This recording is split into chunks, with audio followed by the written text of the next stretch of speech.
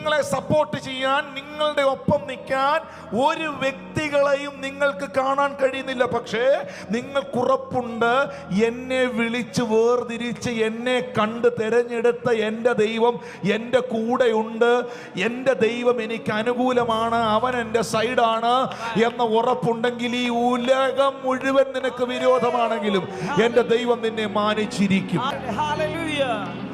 നമ്മൾ ആദ്യം പരിശോധിക്കേണ്ടത്, നമ്മൾ ആദ്യം വിലയിരുത്തേണ്ടത് എൻ്റെ കയ്യിൽ എത്ര പണമുണ്ട് എന്നല്ല. നമ്മൾ ആദ്യം പരിശോധിക്കേണ്ടത്, നമ്മൾ ആദ്യം വിലയിരുത്തേണ്ടത്, എനിക്കൊരു പ്രശ്നം വന്നാൽ, എനിക്കൊരു വിഷയം വന്നാൽ ആരൊക്കെ എൻ്റെ കൂടെ നിൽക്കാനുണ്ട് എന്നുള്ളതല്ല. എനിക്കൊരു വിഷയം വന്നാൽ, എനിക്കൊരു പ്രതിസന്ധി ഉണ്ടെങ്കിൽ ആരൊക്കെ എനിക്ക് വേണ്ടി പ്രാർത്ഥിക്കുമെന്ന് പോലും അന്വേഷിക്കേണ്ട ആവശ്യം നിങ്ങൾക്കില്ല. ഒരു കാര്യം മാത്രം കൺഫേം ചെയ്താൽ മതി, ഞാൻ ഇപ്പോഴും എൻ്റെ കർത്താവിൻ്റെ സാന്നിധ്യത്തിനകത്തുണ്ടോ, ഞാൻ ഇപ്പോഴും ആ പ്രസൻസിനകത്തുണ്ടോ, ഞാൻ ഇപ്പോഴും എൻ്റെ ദൈവത്തിൻ്റെ കൂടെയുണ്ടോ, രണ്ട് ദൈവം എൻ്റെ കൂടെയുണ്ടോ, ഈ ഒരു കാര്യം മാത്രം ഉറപ്പിച്ചാൽ മതി.